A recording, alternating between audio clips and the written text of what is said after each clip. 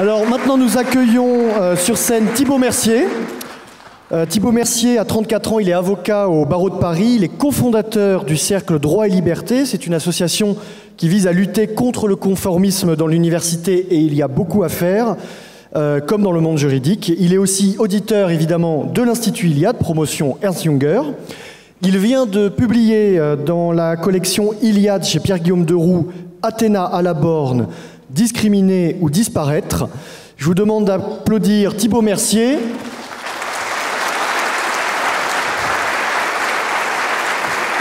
Pour ses prises de parole et ses livres courageux dans un monde qui est peu investi, celui du droit. Et c'est tout ça à son honneur de le faire. Aujourd'hui, il va nous parler du droit des Européens à la frontière. La frontière est pour Thibaut Mercier ce qui permet de distinguer le moi de l'autre, qui permet de délimiter un dedans et un dehors, d'inclure et d'exclure, tout simplement de discriminer et donc d'exister. À vous la parole. Merci Romain. Bonjour à tous.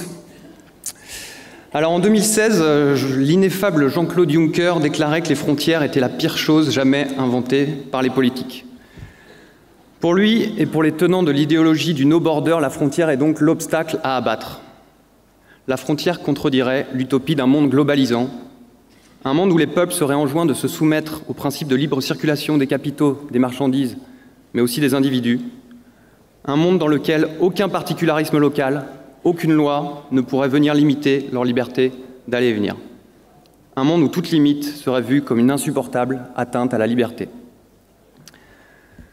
Pour ces partisans de l'Open Society à la mode George Soros, la planète est lisse, sans aspérité, sans affrontement. Elle est rendue à son innocence première et le mal en aurait miraculeusement disparu. Pour eux, l'abolition de la frontière, c'est un progrès. La libre traversée, un droit de l'homme imprescriptible et toute limitation, une aberration d'un autre temps. Et pourtant, l'indécence de notre époque ne provient pas d'un excès, mais bien d'un déficit de frontières. S'il n'y a plus de limite A, c'est qu'il n'y a plus de limite entre. Plus de limite entre les affaires publiques et les intérêts privés, entre l'État et les lobbies. Plus de différence entre un homme et une femme. Plus de discrimination entre le citoyen enraciné d'une nation et l'individu universel. Plus de limite entre le bien et le mal, plus de distinction entre le dedans et le dehors. Les conséquences de ce frontiérisme béat sont nombreuses. On peut notamment citer le communautarisme, l'insécurité, la guerre de tous contre tous, la dissolution et l'uniformisation des cultures. Alors l'illusion mondialiste soutient que les frontières sont contraignantes et inutiles. Au contraire, nous allons tenter de montrer qu'elles sont un indispensable outil de distinction qui permet aux cultures et aux civilisations de s'épanouir davantage en paix. Alors qu'est-ce que la frontière ? Juridiquement, il s'agit de la ligne exacte de rencontre des espaces où s'exercent respectivement les pouvoirs et les droits souverains. Cette frontière indique donc la séparation entre deux territoires, entre deux souverainetés, entre deux pouvoirs. C'est donc le révélateur de la différence. La frontière distingue le dedans et le dehors, et elle équilibre le différent et le semblable. Elle marque encore l'altérité, qu'elle soit psychologique, ethnique, religieuse ou encore civilisationnelle. La frontière, c'est donc bien plus qu'un outil de séparation, c'est un outil de distinction.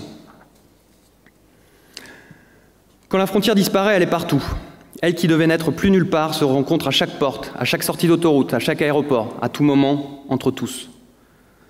Ces mots d'Hervé Juvin nous montrent bien que les frontières n'ont jamais disparu, sauf peut-être dans l'univers mental des Occidentaux. Et oui, comment ne pas voir dans une Europe qui s'est donnée pour objectif la suppression de toute frontière, qu'on assiste paradoxalement à la création exponentielle de nouvelles frontières intérieures et plus insidieuses. Communautarisme, contrôle de sécurité à l'entrée des centres commerciaux, blocs de béton autour des marchés de Noël, enceinte au pied de la Tour Eiffel, voilà autant de réponses débridées à la nécessaire protection des individus dans des États occidentaux qui ont oublié qu'une de leurs fonctions régaliennes était d'assurer la sécurité et la paix sur leur territoire. Que penser encore de ces frontières invisibles que dressent certains citadins pour se préserver tant des populations immigrées que de ce qu'ils appellent la France d'en bas ? Ces soi-disant élites mondialisées pratiquent l'évitement résidentiel et scolaire et s'adonnent à l'entre-soi. Tout ceci en contradiction flagrante avec les valeurs de vivre ensemble, de libre-échange, de diversité culturelle et de mixité sociale qu'elles prônent sans cesse. Partout le besoin de frontières se fait donc ressentir et leur suppression a entraîné incertitude, insécurité et violence. Et finalement, ce sans-frontiérisme bontain n'est possible que pour ceux qui ont les moyens financiers d'assurer eux-mêmes leur sécurité, ou encore pour les voyageurs d'affaires qui ne sortent pas de leurs hôtels 5 étoiles ou de leurs marinas sécurisés. Le village global qu'on nous a promis n'est qu'une chimère. Et chacun de nous peut arpenter les capitales occidentales pour vérifier que nous vivons dans une mégalopole planétaire, froide et impersonnelle. Une mégalopole où chaque voisin est un étranger et où nous sommes tous suspects et tous sommés d'obéir au droit et à l'État Big Brother. Donc les frontières existent, que nous le voulions ou non.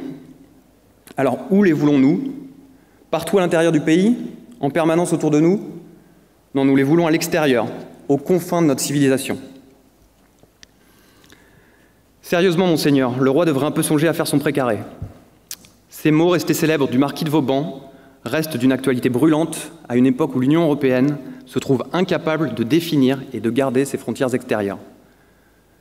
Alors rappelons que sous Louis XIV, c'est Vauban qui a renforcé les frontières extérieures de l'Hexagone, en marquant ainsi la fin des villes fortifiées à l'intérieur du royaume. Le renforcement des frontières extérieures de la France a donc permis la pacification interne du territoire. Voilà qui devrait inspirer les élites bruxelloises. La frontière est donc un outil de paix intérieure, mais nous allons le voir, c'est aussi un outil de paix avec l'extérieur. Cette fois-ci, tournons-nous vers la Grèce antique. À cette époque, pour légiférer sur les terres de la cité, les hommes se plaçaient sous l'égide de Zeus, protecteur des limites. Et de cette manière, ils posaient les bornes qui séparent les paysans sur un même sol et qui séparent étrangers et citoyens sous une même juridiction. Par la frontière donc, l'ancien ennemi devenait un allié et l'étranger un voisin. Fixer une frontière alors, c'est permettre la paix entre deux entités. Et sans cette frontière, au contraire, ces deux entités seraient amenées à se confondre, ou pire, l'une serait amenée à prendre le dessus sur l'autre. Si l'Europe souhaite survivre, elle doit alors nécessairement se poser la question de la défense de ses frontières. Les peuples européens, eux, ont les idées claires sur la question. 72% des Français, 66% des Allemands, 60% des Italiens sont favorables à la suppression des accords Schengen et au rétablissement des contrôles aux frontières. Pourtant, l'Union européenne n'a consacré en 2018 que 320 millions d'euros pour surveiller ces 14 000 kilomètres de frontières. 320 millions d'euros, c'est un chiffre qui fait quand même bien pâle figure comparé aux 13 milliards de dollars qu'ont dépensé les États-Unis en 2015 pour cette même mission. Malheureusement, l'Union européenne peine à avoir une vision commune.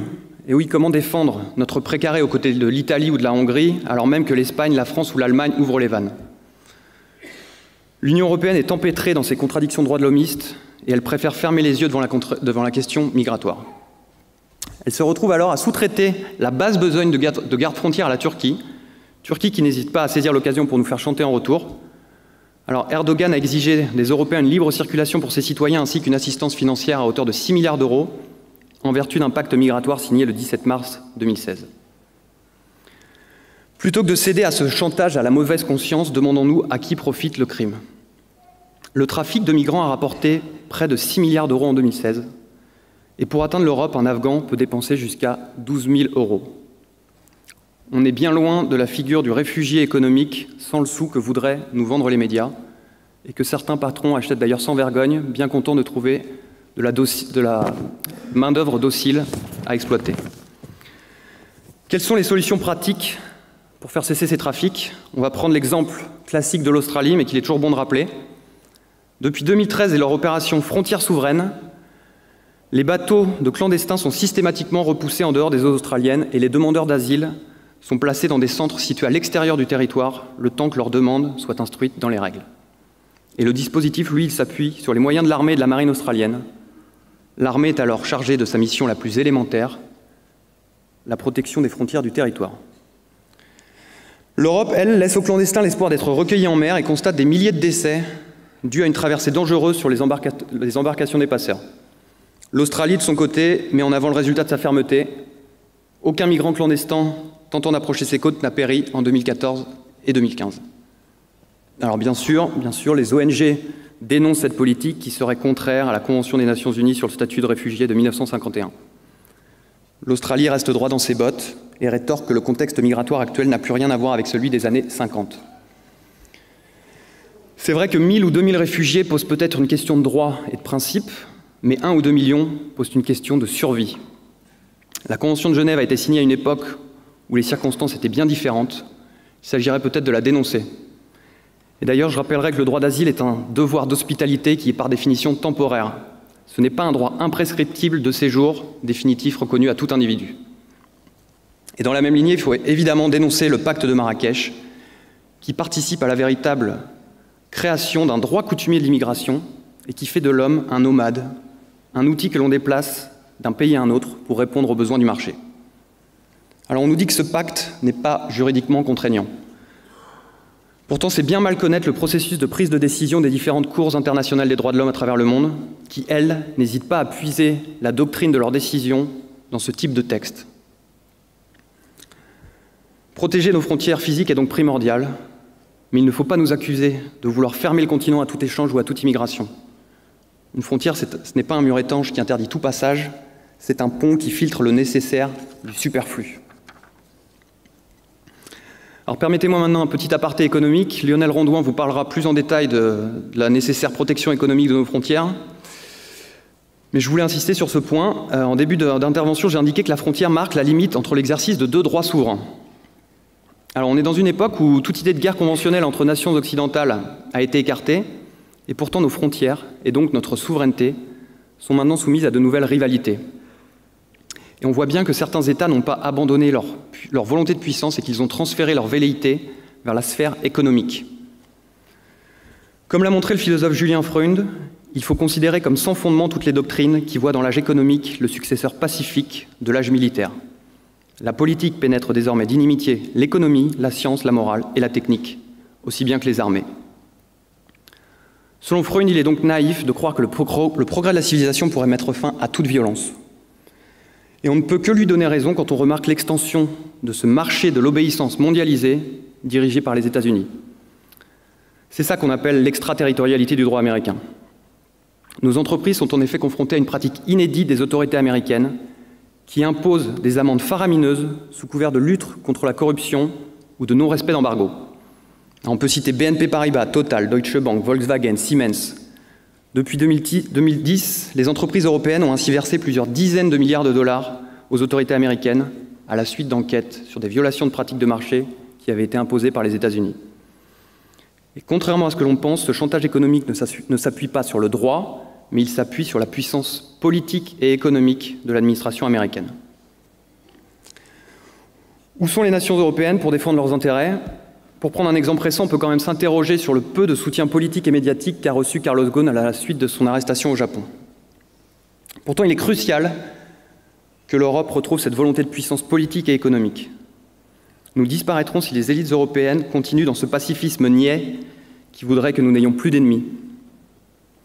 Qu'un peuple n'ait plus la force ou la volonté de se maintenir dans la sphère du politique, ce n'est pas la fin du politique dans le monde, c'est seulement la fin d'un peuple faible. Carl Schmitt. En ce début de siècle, qui d'entre nous emporte encore avec lui un guide linguistique quand il part à l'étranger? On nous dit « à Rome fait comme les Romains ». Mais pourquoi, quand à une époque où le tourisme de masse permet à chacun d'être accueilli en anglais quand il voyage et que le GPS de son téléphone portable lui permet de se repérer sans même demander de l'aide aux locaux? On assiste tous les jours à l'uniformisation des modes de vie, à la McDonaldisation des gastronomies locales, à la dissolution des langues nationales dans le globish. En bref, à l'effacement des particularismes locaux sous le rouleau compresseur de l'américanisation. À quoi bon aller voir ailleurs si le monde devient partout pareil? Quand les peuples dits en développement sont menacés par l'impérialisme économique et démocratique américain, quand les peuples occidentaux se voient dénier le droit à leur continuité historique sous prétexte de leur politique esclavagiste et colonialiste passée, il devient alors plus que crucial d'œuvrer à préserver ces identités collectives. Nous devons résister aux troupes d'occupation mentale qui avancent sous couvert de liberté religieuse, de droits de l'homme ou encore de droit au développement économique. Et pour ne pas devenir des Américains comme les autres, suivons les conseils de Claude Lévi-Strauss.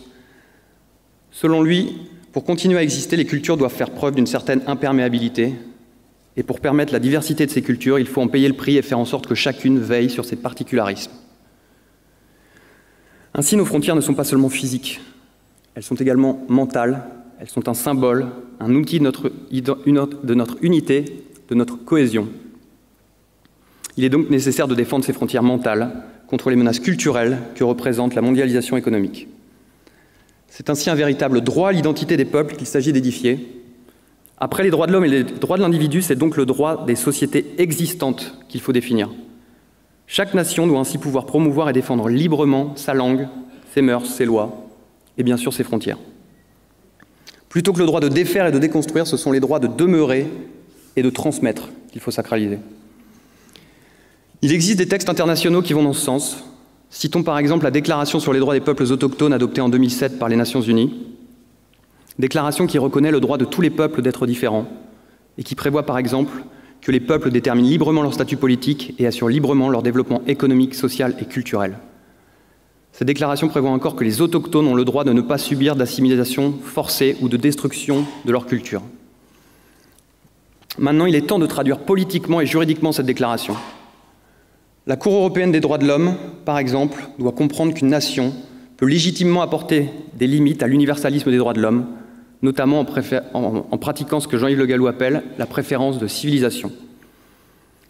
Citons un exemple qui pourrait paraître anodin, c'est celui du maire de Florence qui a décidé d'interdire dans sa ville les kebabs et McDonald's pour préserver la beauté architecturale et pour privilégier la cuisine italienne. Bien, comme ce maire, il est nécessaire de comprendre que la liberté économique n'est pas absolue et qu'elle doit se voir opposer les limites légitimes des peuples qui défendent leur identité. Alors nous le disions en introduction, notre époque ne connaît plus de limites. Égalitarisme, sans-frontiérisme, transhumanisme, voilà autant d'idéologies qui refusent la nécessité de cette limite. L'individu est désormais seul souverain pour décider des contraintes qui peuvent lui être imposées et rien ne peut venir brider ses libertés individuelles et l'empêcher de jouir sans entrave. Cet individu roi nous a menés vers la démesure, des mesures économiques, consuméristes ou encore militaires, des mesures qui viennent menacer nos modes de vie et même notre planète.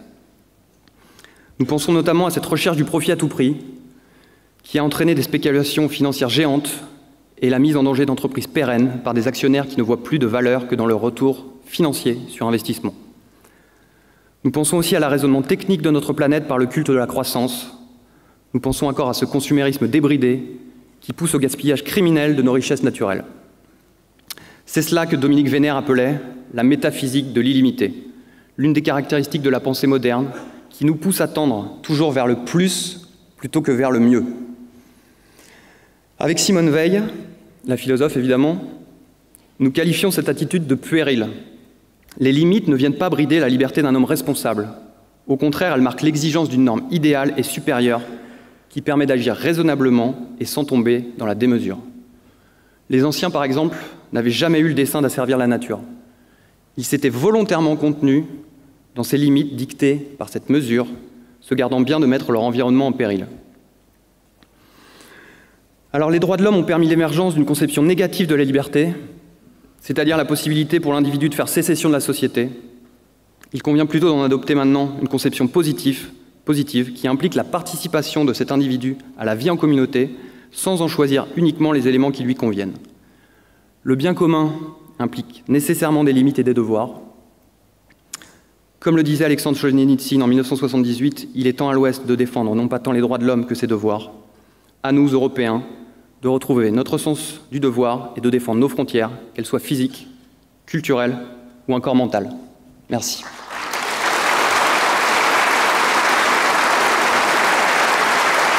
Merci Thibault Mercier.